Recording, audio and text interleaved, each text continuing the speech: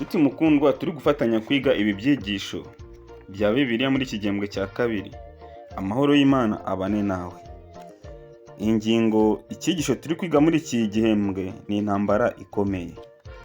Ingingo tugezeho cyangwa se insanganyamatsiko dufite muri iki cyumweru ifite umutwe uvuga ngo ibizaba ku isi mu bihe biheruka. Icyo kwibukwa gishingiye mu Migani igice cya 23 umurongo wa 23. Gura ukuri ntuguranure, gura ubwenge no kwigishwa n'ubuhanga. Gura ukuri ntuguranure, gura ubwenge no kwigishwa n'ubuhanga. Uwiteka Imana adushoboze kwiga iki cyigisho neza. Ingingo y'uyu munsi kuri uyu wa kabiri iravuga ngo gushirwaho ikimenyetso cyo kuzaba mu ijuru. Gushirwaho ikimenyetso cyo kuzaba mu ijuru. Mbere yuko tujya mbere muri iki cyigisho, dusenga Imana. Turagushimiye, turaguhimbaje, uhabwe icyubahiro. Tugushimiye ko wabanye natwe, tugushimiye ko ukomeje kuturinda. Tugushimiye ko uduhaye umwanya wo kwiga icyigisho kuri uyu munsi wa none. Turagusabye rero kugira ngo duhe kumvira amagambo tujye kwigira muri aka kanya. Ubane natwe, nibyo tugusabiye ubuntu mu izina rya Yesu Kristo umwami wacu. Amen. Gushirwaho ikimenyetso cyo kuzaba mu ijuru. Mu rugamba ruri imbere rushingiye ku kuramya, ubwoko bw'Imana bw'indahemuka ntabwo buzatwarwa n'ibinezeza by'isi. Umwuka wera azabashiraho ikimenyetso. Abefeso igice cya 4 umurongo wa 30. Kandi ntago babasha kunyeganyezwa. Mu bihe bya kera ibimenyetso byagaragazaga inyandiko zemewe n'ubuyobozi. Ibimenyetso byabaga byihariye. Kubera ko intambara iheruka ishingiye ku kuramya no ku butegetsi bw'Imana nk'uko bugaragara mu mategeko yayo, dushobora kwizera ko ikimenyetso cy'Imana gikubiye mu mategeko yayo.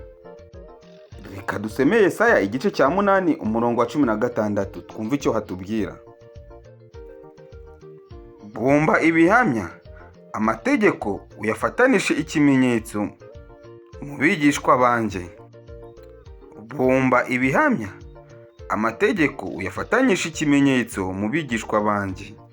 Nta kabuza rero ikimenyetso cy'Imana gikwiye kuba gishingiye ku mategeko yayo. Dusome mu Kuva igice cya 20 umurongo wa 8 tugeze wa 11.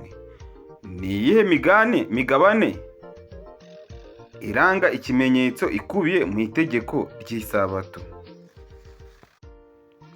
Kuva 20 igice cya umurongo wa 8 tugeze wa 11 haranditse ngo wibuke kweza umunsi w'isabato. Mu minsi 6 ujye ukora abari ukoramo imirimo yawe yose, ariko uwa karindwi niwo sabato y'Uwiteka Imana yawe.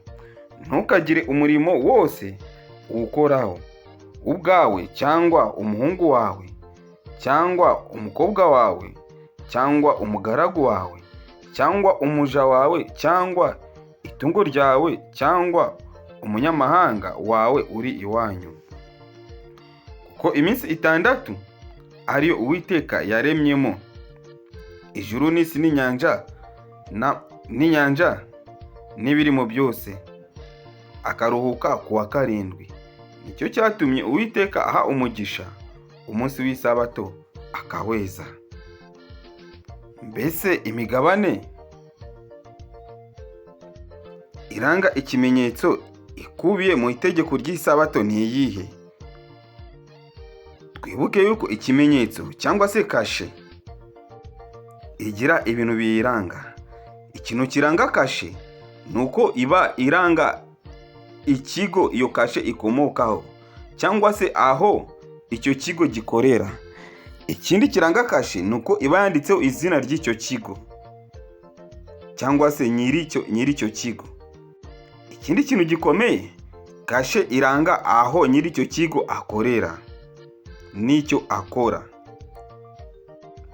Ubu rero nta kabuza mu itegeko rya kane, itegeko ry'isabato nayo harimo ibyo bintu bitatu biranga nyiri itegeko. Icya mbere, mu itegeko rya kane tubonamo izina rya nyiri itegeko ari Uwiteka. Icya kabiri, tubona ko Uwiteka icyo akora nuko ari umuremyi, kandi Uwiteka akorera mu ijuru no mu isi. Ibyo ni ibintu bigaragara mu itegeko rya kane, kandi ibyo bintu bitatu byose ni ibigaragaza ko itegeko rya kane rishobora kuba ryaba ikimenyetso, kandi nyiri ikimenyetso ni Imana. Itegeko rya kane ni ikimenyetso cy'Imana. Hano hari imigabane itatu iranga ikimenyetso nyacyo. Umugabane wa mbere ni izina rya nyiri ikimenyetso, Uwiteka Imana yawe. Umugabane wa kabiri, icyo akora, ni umuremyi waremye ni umuremyi.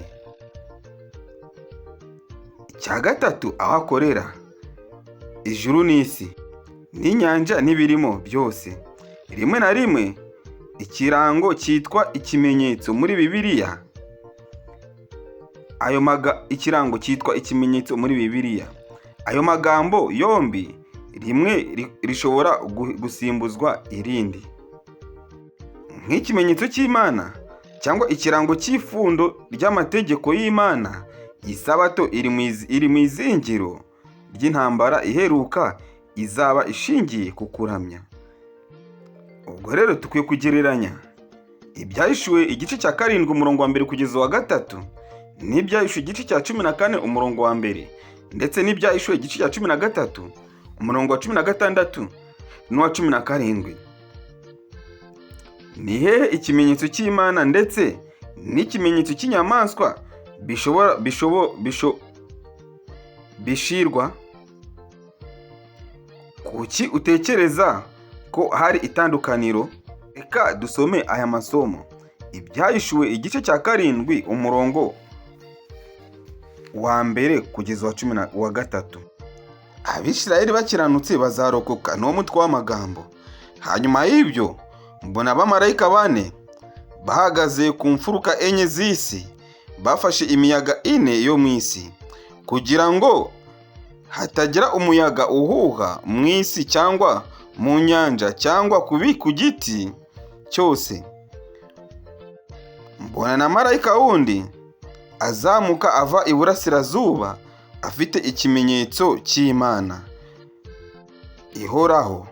Arangurura ijwi rirenga abwira ba bamarayika 4 bahawe kubabaza isi n'inyanja ati: ntimubabaze isi cyangwa inyanja cyangwa ibiti, tutaramara gushyiraho ikimenyetso mu ruhanga rw'imbata z'Imana yacu. Amen.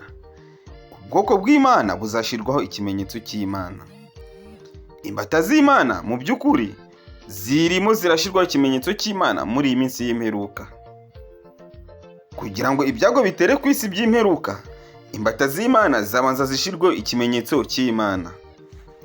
Dusome mu Byahishuwe igice cya 14 turebe umurongo wa 1. Umwana w'intama n'abo yacunguye bari ku musozi wa Siyoni, n'uwo mutwe w'amagambo. Nuko ngiye kubona mbona umwana w'intama ahagaze ku musozi wa Siyoni, ahagararanye n'abantu 1,000 n'inzovu 4 n'ibihumbi 4, bafite izina rye n'izina rya se yanditswe ku ruhanga rwabo. Abana b'Imana, amazina y'Imana azaba yanditse ku ruhanga rwabo. Ibyahishuwe 13 umurongo wa 16 dusome n'uwa 17. Haduka indi nyamaswa ivuye mu gitaka, n'uwo mutwe w'amagambo. 16. Itera bose aboroheje n'abakomeye,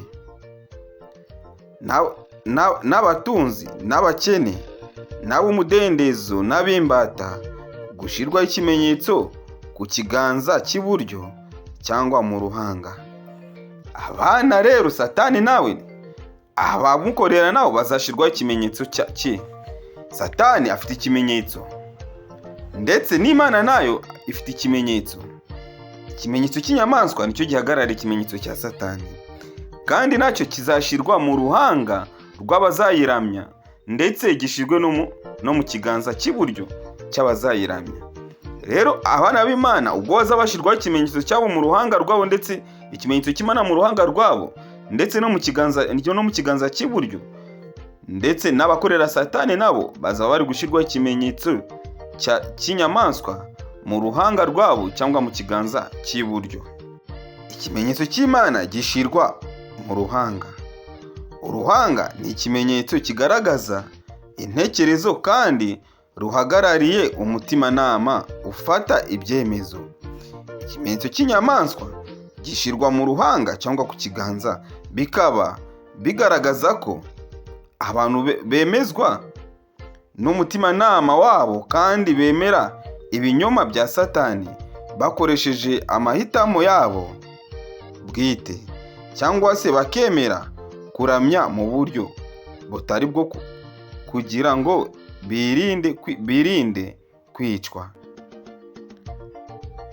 Umwanzi yanga abumvira amategeko y'Imana. Intambara ikomeye igera ku bushorishori igihe ikiyoka cyangwa se Satani kiba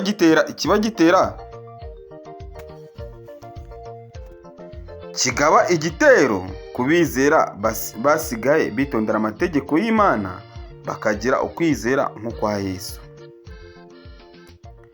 bashikamye mu kuba indahemuka kuri Kristo. Abana b'Imana rero, igihe bazaba bakomeza amategeko y'Imana kandi bafite uguhamya kwa Kristo, bashikamye bitondera amategeko